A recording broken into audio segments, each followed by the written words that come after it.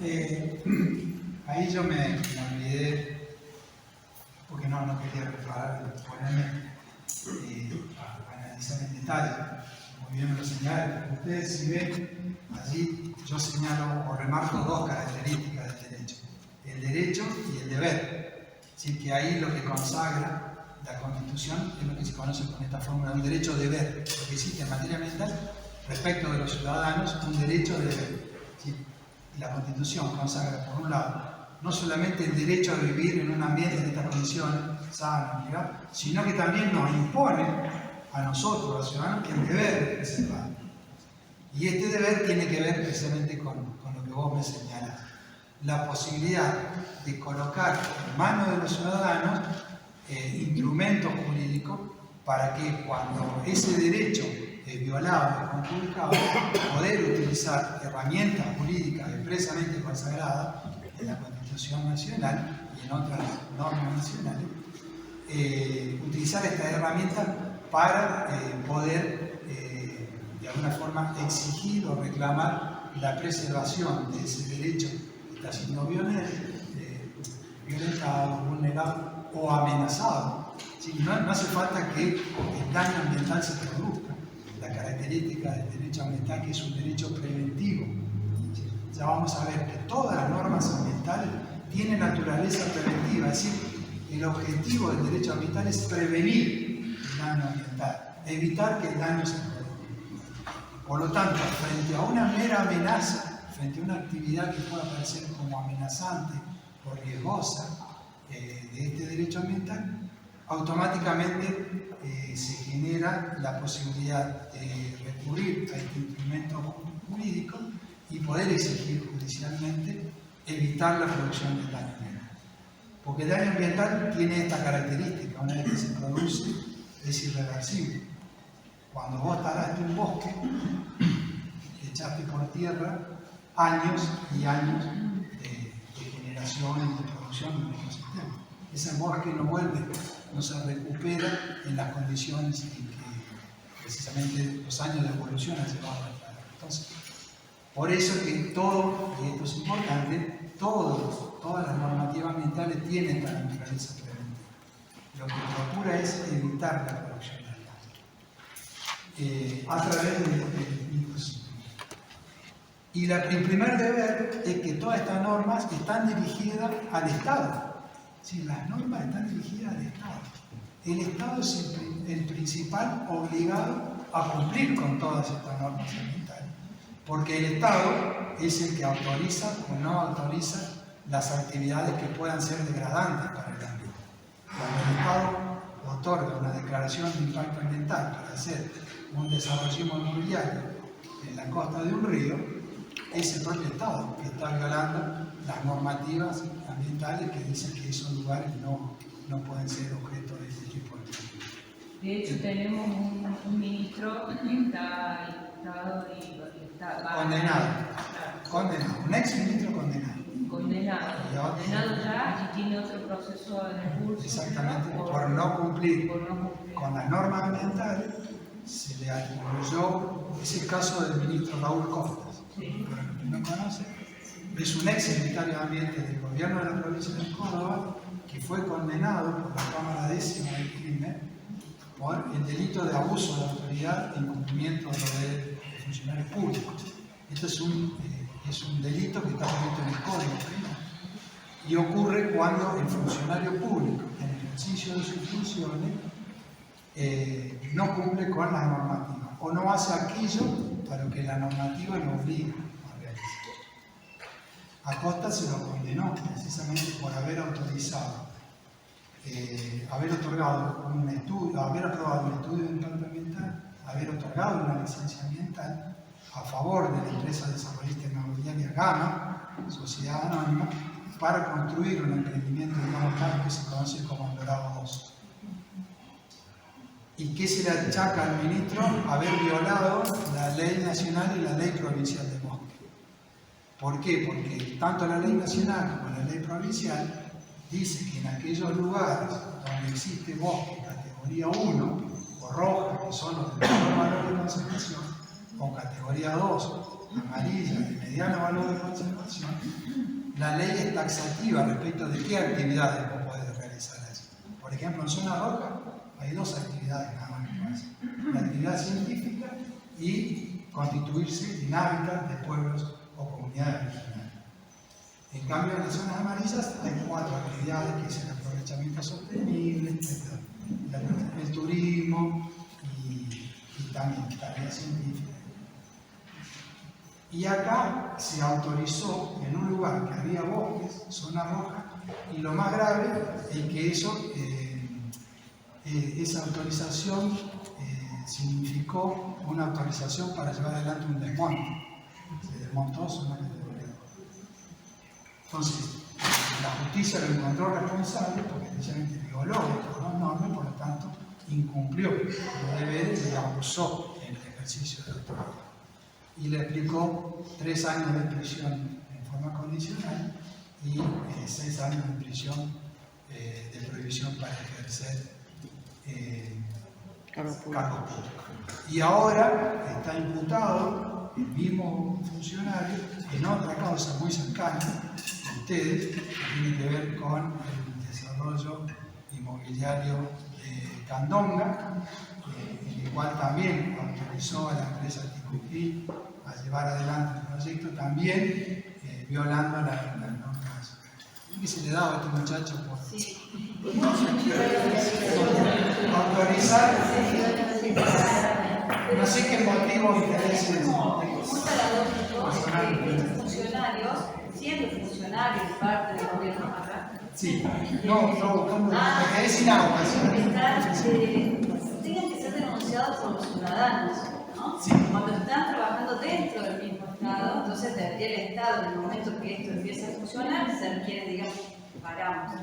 Entonces, que tengan que dar toda la vuelta, los ciudadanos tengan que ser quienes presenten las pruebas, saquen las fotos, sí, hagan la denuncia, cuando es alguien que ya está trabajando presente.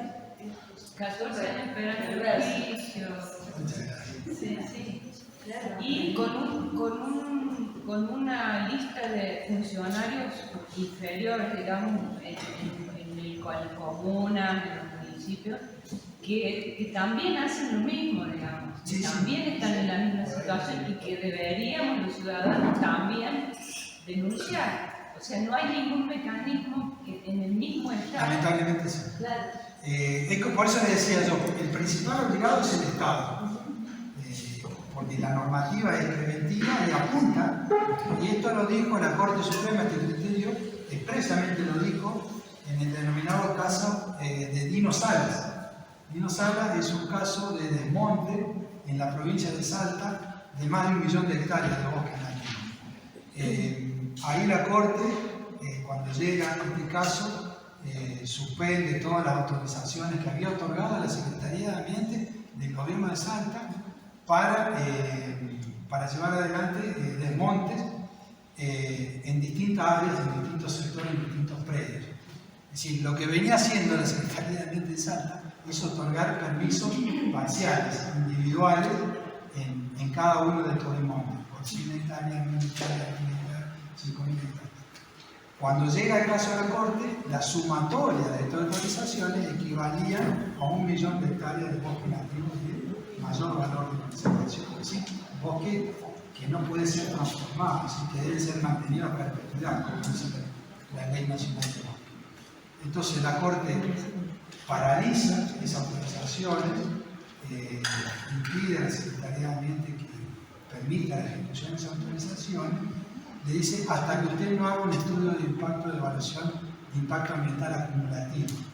Dice, porque usted está autorizando de forma parcial y eso minimiza el impacto general de todas esas autorizaciones. Usted está evaluando el impacto por 1000 hectáreas en lugar por 3000 hectáreas y en realidad la sumatoria da 1 millón de hectáreas y usted lo que tiene que evaluar es 1 millón de hectáreas que va a dejar de existir el bosque nativo, digamos, para a partir de allí tomar una decisión informada si va a autorizar o no esos desmontes.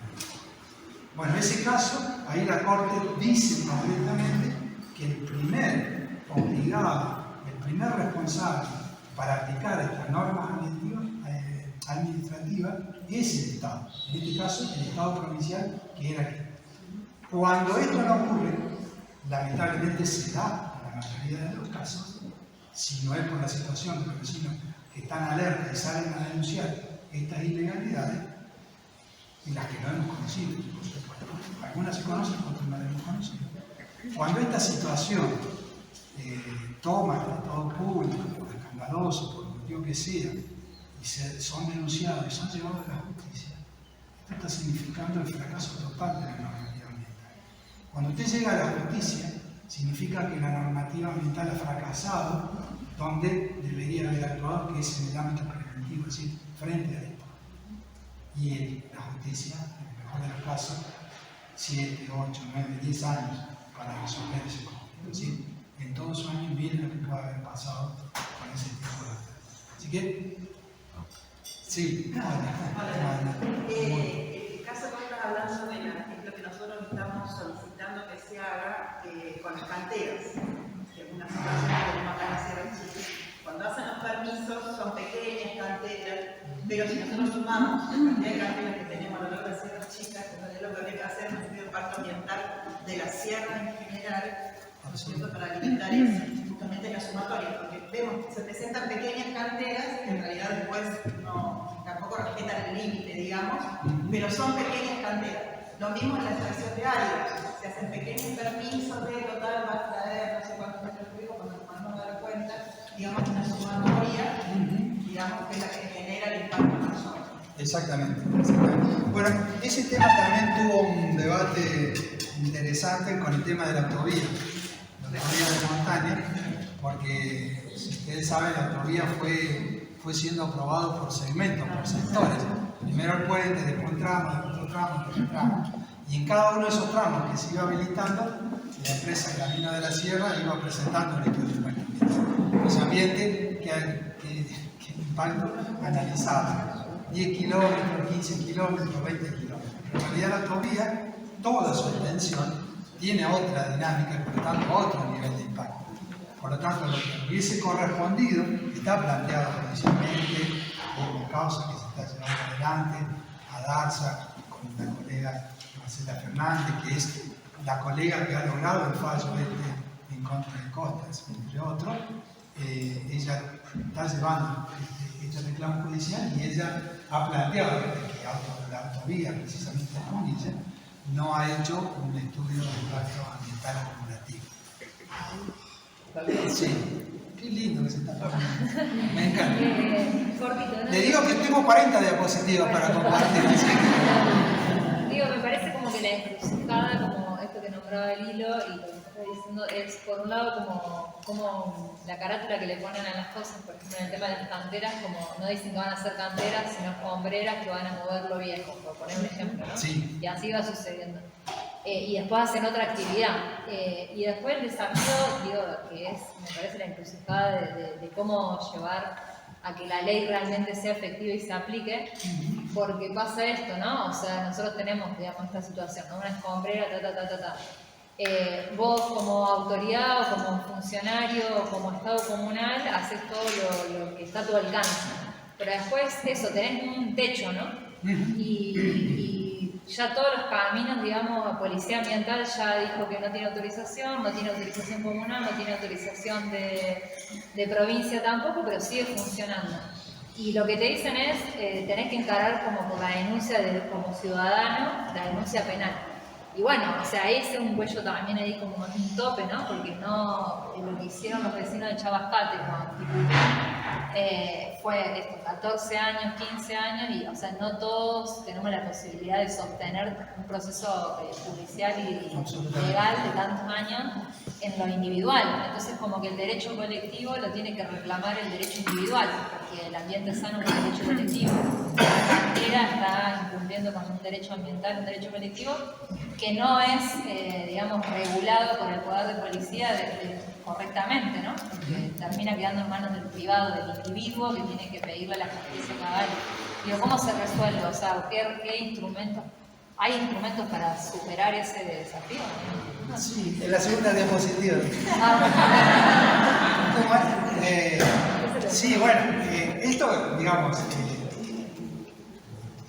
acá hay que tener en cuenta que hay una realidad. Una cosa es lo que las normas dicen, lo que nosotros decimos el abogado, el mundo del deber ser, y otra cosa es lo que la justicia, el Estado hacen con esas normas, o interpretan esas normas.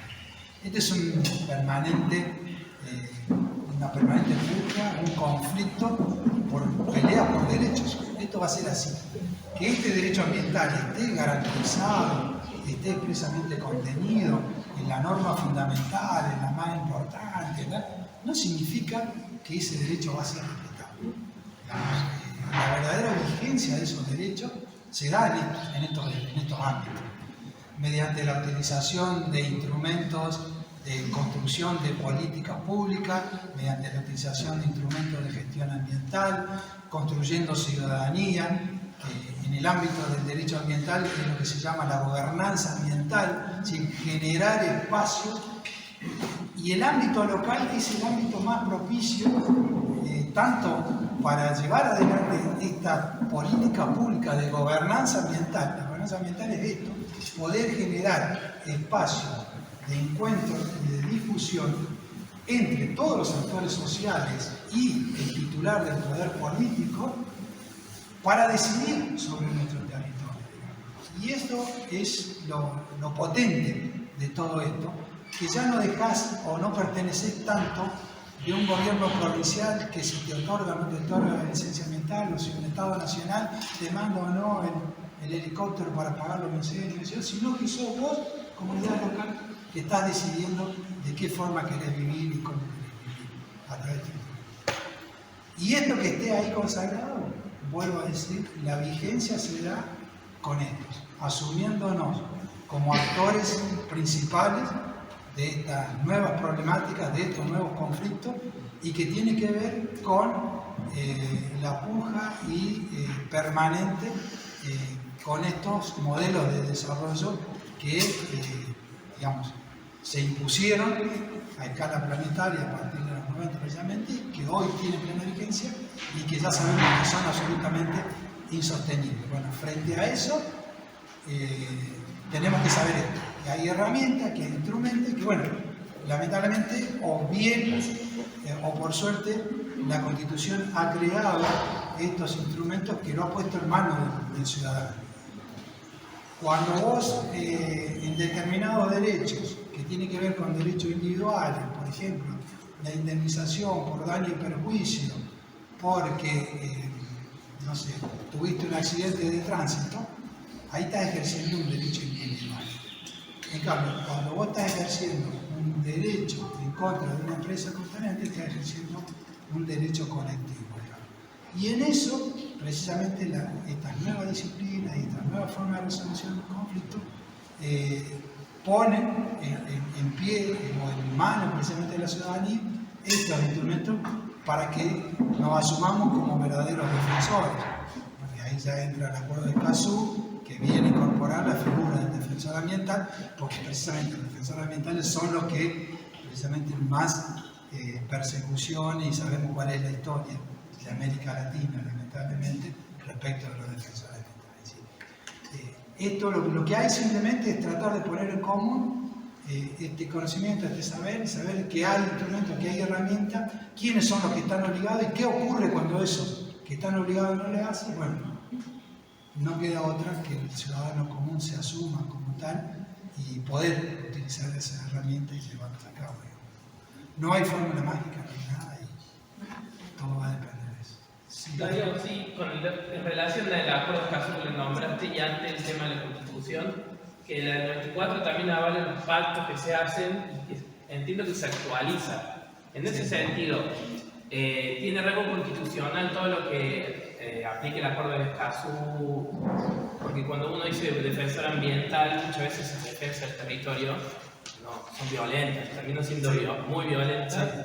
Y bueno, hay causas penales. Aquí en Córdoba tenemos también el caso de que ya hay imputaciones que están ejerciendo protesta ambiental y bueno, ¿en qué sentido ahí la cláusula ambiental o apelar a la Constitución suma que estemos en el acuerdo de Escazú, eso ya se ha utilizado? No, sí, bueno, eso integra el cúmulo de derechos que refuerzan tu postura, tu defensa frente a la justicia, digamos. Bueno, la última palabra la tiene la justicia. Lo que vos tenés, lo que la Constitución y estos tratados internacionales, principalmente de derechos humanos, que incorporan estos derechos humanos fundamentales y le dan rango superior, tienen esa característica, digamos, conformar un plafón jurídico de derechos muy fuerte, muy potente, pero que pues en definitiva lo que te hace que tiene una mejor defensa, no que se vaya a respetar. Digo, cuando ya te acusan penalmente porque vos no estás defendiendo, sino que sos terrorista, o están empezando en Mendoza también detuvieron, una práctica judicial que se va a empezar a intensificar, ahí te protege el derecho en caso, o sea, vos... Sí, ya después podemos profundizar lo que en todo caso, bueno, Julio y tenía una pregunta. Sí, quería comentar una cosita que me parece que... Así ya arranco, porque todavía no pude arrancar. Rápido. No, por el tema de lo que se fue hablando, ¿viste? Sí. De esta cuestión de... no, que le estamos haciendo, o está en proceso la segunda causa de Costa, que se lo condenó por un lado, todo tiene que ver con la provincia. Y no se está señalando que primero hubo una responsabilidad comunal o municipal que dio seguridad a ese tema y que me parece que es importante destacar porque es el ámbito primero que nosotros podemos incidir. Es ahí donde podemos reclamar y exigir el cumplimiento de esa misma cláusula de los deberes del funcionario público. Me parece que no lo tenemos claro en esta cuestión, incluso de que se mezclan los accionarios a veces de la provincia de Córdoba, que tenemos que llamar a la policía ambiental porque tiene ciertas capacidades. Entonces empecemos a perder qué función tiene cada uno de estos estamentos, ¿no? Y me parece que es importante. Sí, eso tiene que ver, gracias Julio por tu aporte, esto es importante. Esto tiene que ver con lo que la Constitución Nacional y la Constitución Provincial establece como la autonomía municipal y la autonomía comunal. Los municipios y las comunas tienen dentro del ámbito de lo que se conoce como la competencia territorial, es decir, el ejido territorial, potestades para ejercer su poder de policía dentro de por actividades que se van a desarrollar dentro de su. ¿Sí? Tiene dos tipos de competencia, la competencia territorial y la competencia material. La territorial significa que el municipio puede desplegar todo su poder de policía dentro de lo que constituye su ejido comunal, su ejido o su radio comunal o municipal. Y a su vez tiene una competencia material, es decir, puede legislar sobre determinadas materias. Y la ambiental es una de ellas. Y esto ocurre en virtud de que los municipios dentro de eso son absolutamente autónomos. Cuando se trata de una actividad que se va a desarrollar dentro de eso, es necesario, como primer, peldaño, obtener lo que se llama la habilitación por el uso del suelo. Y eso lo otorga la autoridad comunal o la autoridad municipal si se desarrolla dentro de su ámbito de actuación. Y esto ocurrió en el camino, en la autovía de Punilla pasó lo mismo. Cada uno de los municipios por los cuales atraviesa la autovía fueron otorgando el uso del suelo. Así que cada uno de los jefes comunales también a la autoridad. ¿Por qué? Porque al pasar la autovía, que es una obra provincial sobre el territorio municipal, no puede hacerlo si el municipio no lo autoriza. Y esa autorización se materializa a través de la prefactibilidad de uso del suelo. Entonces, si el municipio te da la prefactibilidad, recién ahí la provincia puede ingresar a tu territorio, puede llevar adelante la obra y ejecutar, sus actos. Si esto no ocurre, la provincia no se puede meter, porque es autonomía. Entonces, otra de las cuestiones que tuvieron que ver con esto es que todos los intendentes otorgaron la prefactibilidad. Entonces, ahí cabe preguntarse si cada uno de estos intendentes observaron o no las normas ambientales al momento de otorgarle al gobierno de la provincia de Córdoba la prefactibilidad para que la autovía pase por su territorio. ¿Sí? Entonces, está muy bien el señalamiento que se hace. En el caso de sociedad anónima, son anónimas, o sea, no pertenece a ninguna La regional, en esos casos corresponde a la regional. Tenía un compromiso de la comuna de Manzano de que iba a recoger los residuos. Después no, porque era zona gris. Que es otra implicancia. Todas las casas que están construidas hoy en esa zona, los planos no están aprobados por ninguna comuna. Pero sí están aprobados por el Colegio de Arquitectos. Por ejemplo, ¿no?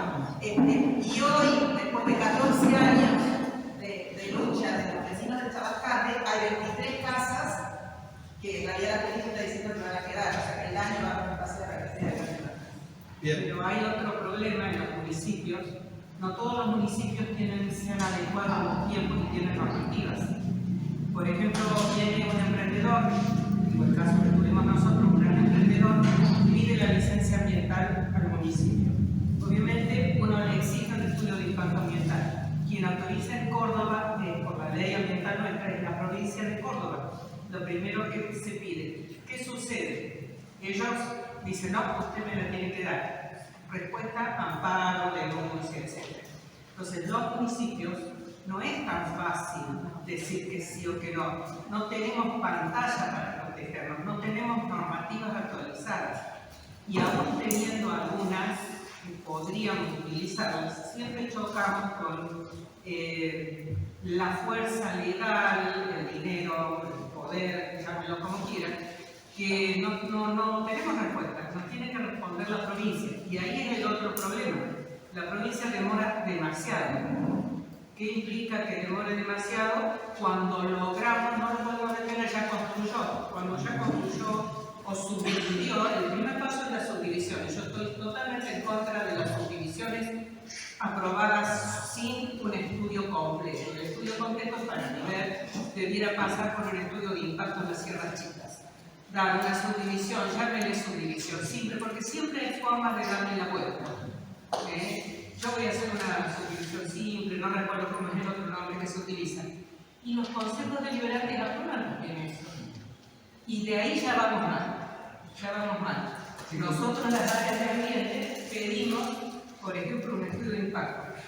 Un estudio de impacto todos sabemos que es monumental el costo. Bien hecho es una fortuna, porque no entra una persona, entra un montón de profesiones. Y eso no se hace, y los pobres municipios nos pegan, una manera de decir, y nos pegan con amparos, con denuncias. ¿Qué hacemos ahí? Nosotros respetamos, la vecina dijo bien, el primer paso es el municipio, perfecto. El municipio actúa, pero no nos podemos quedar. Después está el caso también de la provincia no nos ayuda, es cierto. Pero sí en parte nos ayuda porque nos está poniendo en esta situación, que es donde estamos generando un instrumento político. Me parece que lo más valioso es salir con un instrumento político regional que podamos de alguna manera meter presión al Poder Legislativo, al Poder Judicial, para que actúen, porque ahí es donde no tenemos respuesta. Los municipios estamos solos. Vamos 2, 3 veces, 4 veces, pedimos participación de la provincia, hay una limitante en los ejecutivos, inclusive provincial, tiene que participar en la normativa o el Poder Judicial y actuar. Nosotros tenemos medidas cautelares en el municipio, quizás con la justicia, para que no se haga ninguna innovación. Vamos, están haciendo una plataforma, vamos con los inspectores ambientales, no nos dejan entrar, vamos con la policía, voy yo como coordinador de ambiente en persona, no nos dejan entrar. O sea, tenemos una limitante de normativa. Llamo a policía ambiental, no pueden actuar.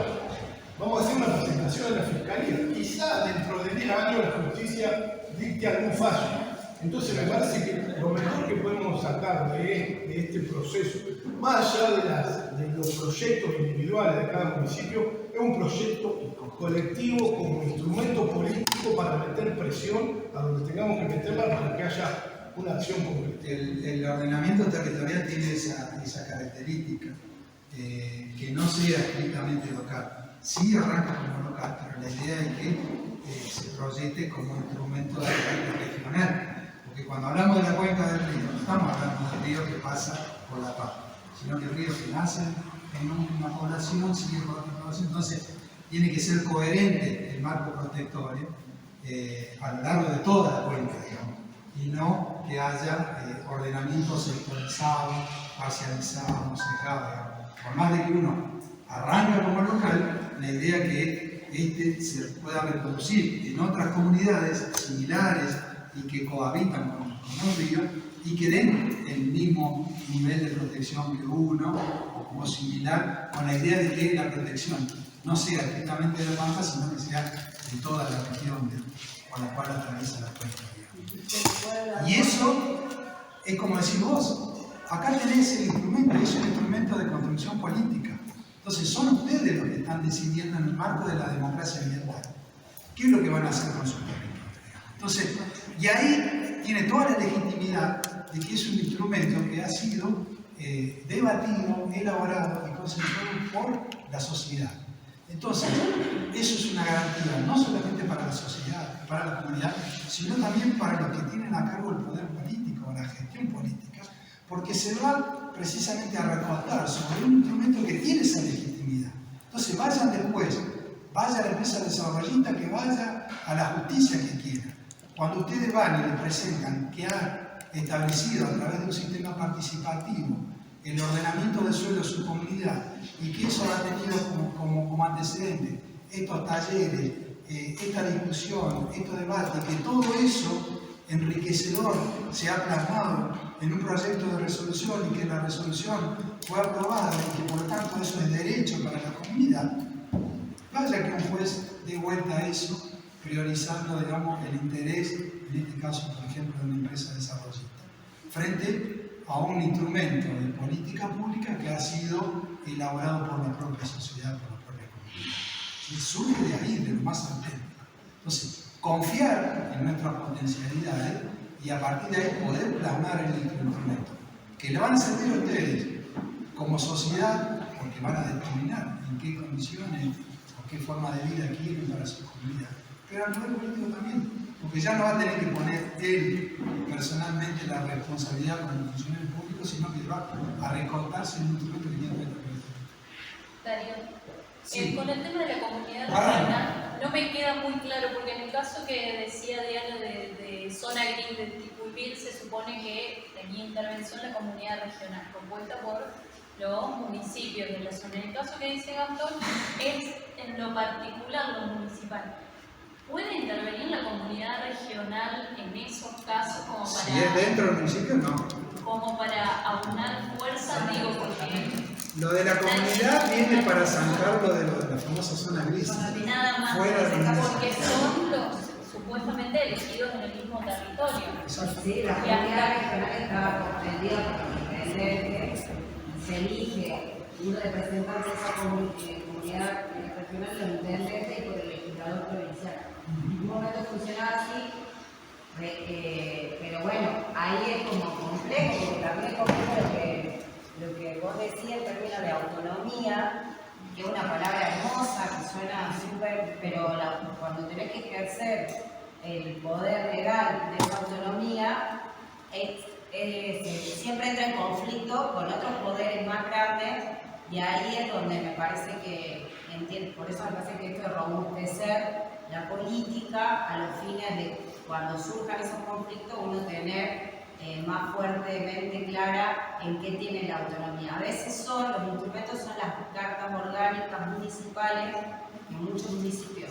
aún no las tenemos, que son como son instrumentos legal político que han tenido función política, que nos llegan, que se pueden incorporar estos derechos a esta carta orgánica, nos da más fuerza en el territorio para cumplir determinadas normas. Sin embargo, bueno, nosotros, por ejemplo, en el Consejo teníamos discusiones de negociación con el empresa de energía y es re difícil, aunque vos tengas autonomía y vos veas un estándar muy alto, a veces con los poderes que tenés que traer en conflicto, bueno, no, si tenés que esperar los tiempos legales, Sí. no se resuelve algo que es como... Yo les voy a pedir, en todo caso, un favor. Todas estas inquietudes que me encantan, me gustan porque en definitiva es a lo que apelo. Las escribamos y las guardemos para lo último.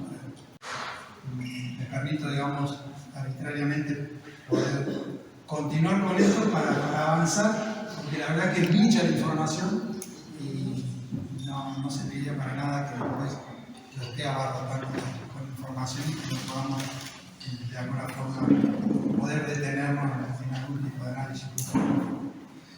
Bueno, le decía que la importancia del artículo 41 y cómo la Constitución Nacional incorpora de manera expresa este nuevo derecho de la firmeza colectiva. Y la primera aproximación que habíamos hecho en relación a las autoridades, habíamos hablado en relación a la obligación de proveer a la protección de estos derechos, pero ahí no termina el cúmulo de obligaciones respecto de la autoridad de los funcionarios públicos, sino que además comprende la obligación de garantizar la utilización racional de los recursos naturales, la preservación del patrimonio natural y cultural, la diversidad biológica, la información y la educación ambiental. La información ambiental, este es un derecho básico para poder ejercer la ciudadanía ambiental, poder utilizar herramientas, instrumentos que también los legisladores han creado, que es la ley 25.831, que es la ley de acceso a la información pública ambiental. Esa ley dice que todo ciudadano podrá solicitar al Estado nacional, provincial o municipal información sobre una determinada obra o actividad que pueda tener algún tipo de impacto significativo sobre el ambiente o sobre alguno de sus componentes, el agua, el suelo, el aire.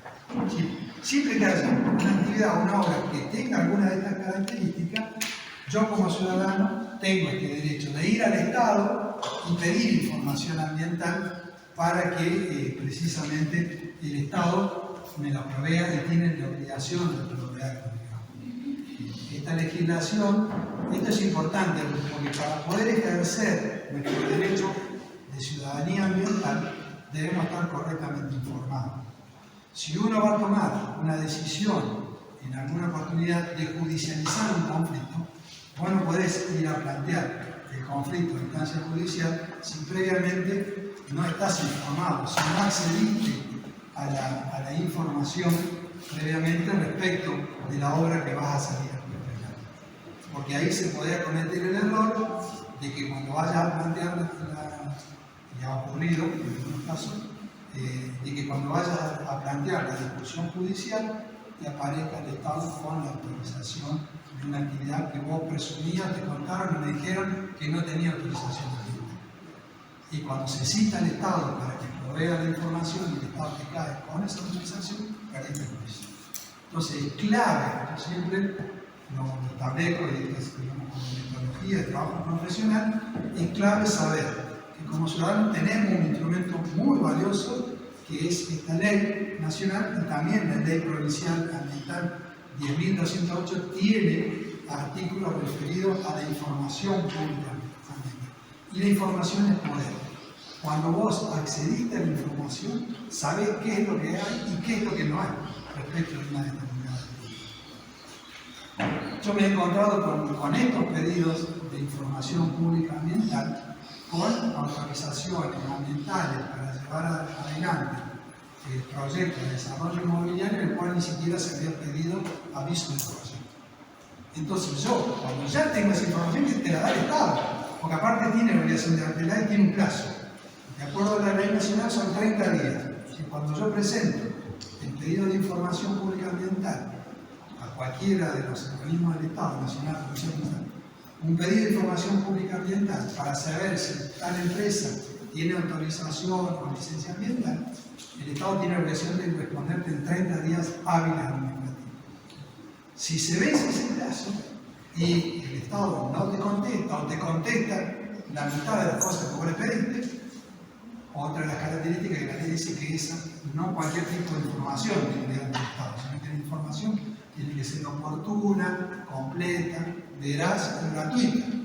¿Sí? Si me da o me contesta 3 de las 10 preguntas que dice, la información es incompleta, por lo tanto, ahí queda abierta la instancia judicial. ¿Sí? Cuando pasa y no me contesta en medio, queda abierta la instancia judicial. Entonces yo puedo ir a través de lo que se conoce como un instrumento judicial que es el amparo por mora.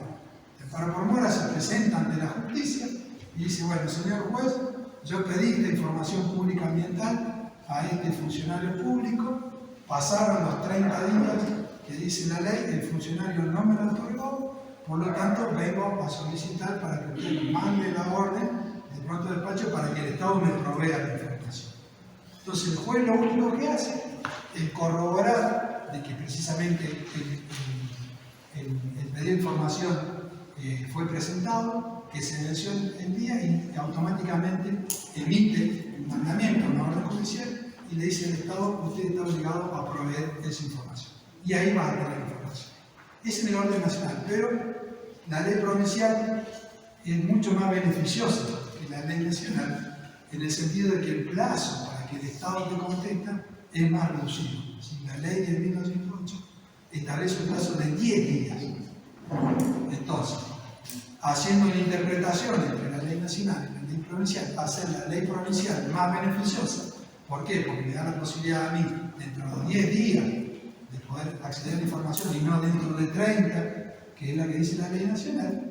Entonces, invocando la ley provincial y la ley nacional, a los 10 días yo ya puedo ir a la justicia si no se me dio la información y poder obtener, digamos, ese tipo de cosas.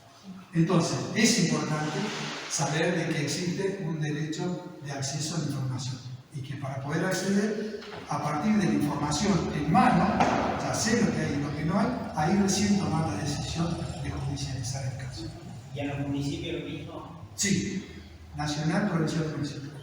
Minería, por ejemplo, no contesta nunca. Sí, normalmente el Estado no contesta nunca. Normalmente no contesta nunca porque el Estado no le conviene que esta información se sepa. Que categoría 2 había sido degradado y que por lo tanto, en virtud de ese nivel de degradación y que no era posible la recuperación, lo que sea, se puede autorizar el desarrollo de este proyecto de desarrollo. Pero lo que no decía ese informe, y esto es lo que yo le digo en cuanto al cumplimiento y aviso de autoridad, es que ese sector hace un año había sido objeto del foco de incendio. Y por lo tanto, lo que se quemó en ese lugar era bosque categoría roja de mayor valor de conservación. Y entonces lo que debía decir el informe es que la parte que se degradó había sido categorizado anteriormente o tenía al momento del incendio, no se dijo nada del incendio, por supuesto, se ocultó, pero debería haberse dicho que había un incendio, que lo que se perdió zona categoría.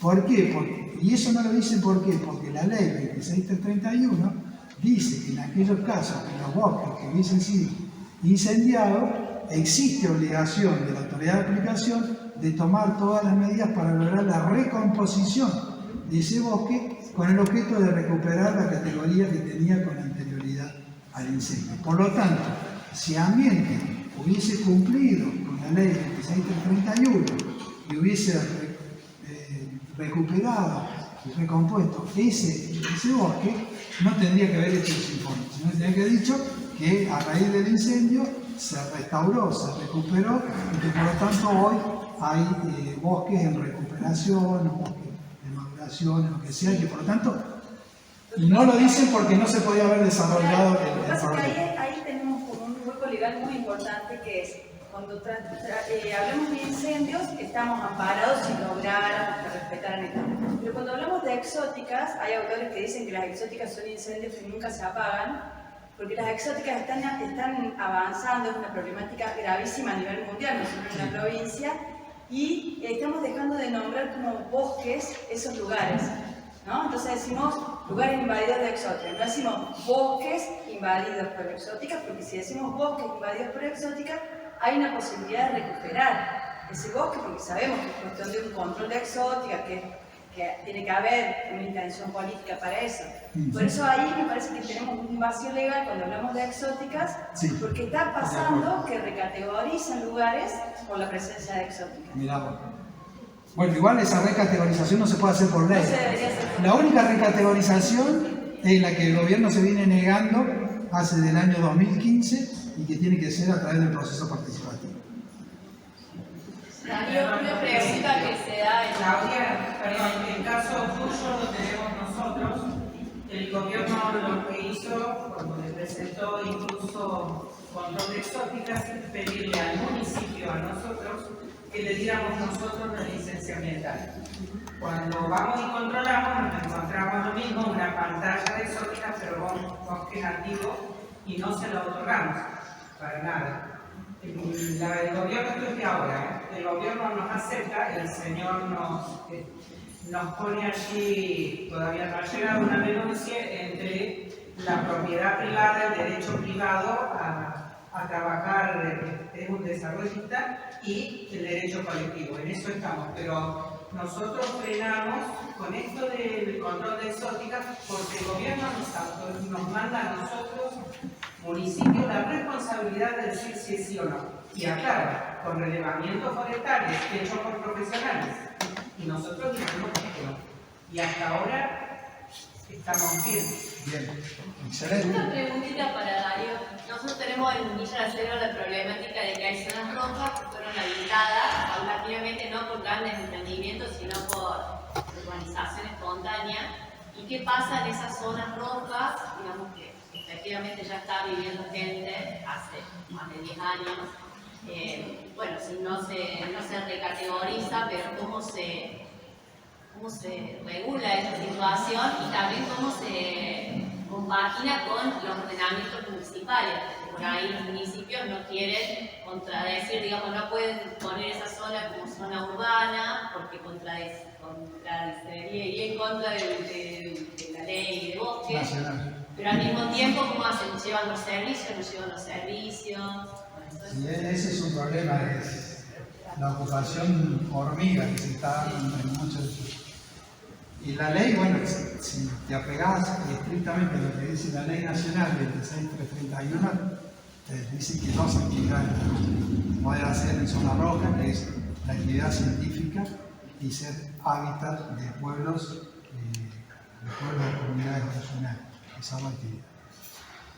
A partir de ahí es un criterio de discusión que se genera en cada caso concreto.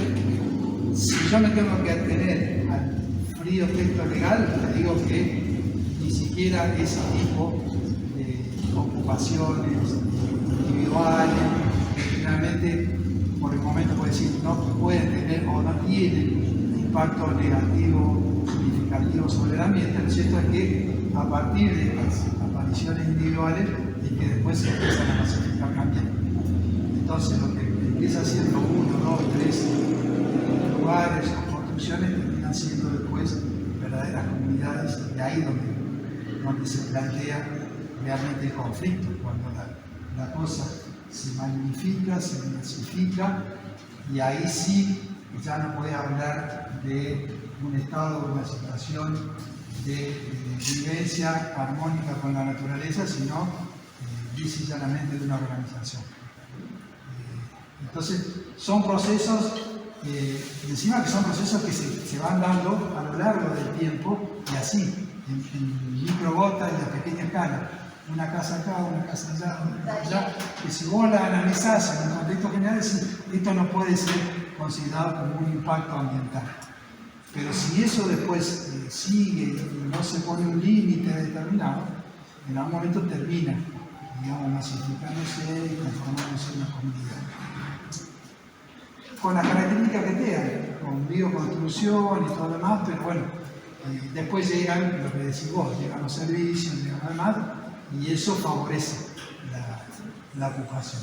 Darío, ¿puedo contar ahí? Seamos menos pretenciosos, aunque todo nos encanta ir a vivir al monte. Quería pedir, si podemos guardarla o hacer la última, hacemos un par de 10 minutitos para el mate, lo que quieran, y de paso les contamos cómo sigue la clase que viene, por si alguien se tiene que ir antes, que siempre nos puede pasar, y si alguien se tiene que ir antes, hay una compañera que necesita irse, así que ahí Sofía, si alguien sale, pero ahora hacemos la última y hacemos Es relación y es muy cortita. Hasta hace muy poco tiempo se permitía la construcción individual cuando era vivienda única y no abarcaba más del 10% de lotes chicos de la construcción. Hay reglamentos. Entonces, al ser de vivienda individual no se le prohibía a nadie la construcción por una necesidad básica de la vivienda. Entonces los permisos de edificación se daban ampliamente. Ahora yo creo que tienen más injerencia en cada municipio y hace un par de años empezó a haber un estudio más de impacto ambiental, La viabilidad. la viabilidad, que ya no se está brindando tan abierto, pero hasta hace poco tiempo se daba el servicio. ¿No es cierto? Y la viabilidad lo daba también a los controles. Bueno, hacemos la pausita. Justo después vienen los falsos que yo lo comentaba, así que mirando bien. Ahora que estoy un poco mejor, bueno, después tenemos el funcionamiento legal virtual, que es un espacio donde también se suman otros compañeros que no pueden dar presenciales, y si bien ellos no van a recibir el certificado de diplomatura que ustedes reciben en clase, es importante que sepan que ahí no solo van a tener un taller de lectura, sino también un taller de evaluación. ¿Bien? Porque de módulo a módulo van a tener que hacer alguna actividad de seguimiento. Esta actividad puede ser completar foros, hacer algún tipo como de múltiples emociones y demás. Estas actividades las ponen cada profe, pero es importante que se vayan haciendo para tener también la certificación al final.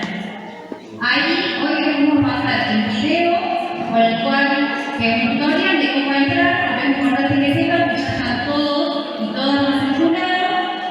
El usuario y la contraseña inicialmente es su DNI, ¿sí? Es el aula virtual de la Universidad Nacional de Villa María, por las dudas también para que se confundan en eso. Y por ahí estén atentos. Estén atentos a los foros, va a haber foros por módulo, pero además foros donde tenemos alguna que otra información general, que seguramente se va a repetir en el grupo de WhatsApp, pero por las dudas estén atentos a los lugares. Eso. Bueno, y lo último, para que sepan, la próxima clase no va a ser el viernes que viene, el feriado, va a ser el 25, ya le vamos a mandar, y va a ser una granja. Y también el salón principal, después le vamos a mandar la indicación, para que ya vayan teniendo en cuenta. Y ahí, como decía, va a estar, los primeros que vamos a subir son algunas preguntitas sobre la primera clase, creo que pedimos que vaya más rápido a poder completar como para no atrasarnos ya después con la de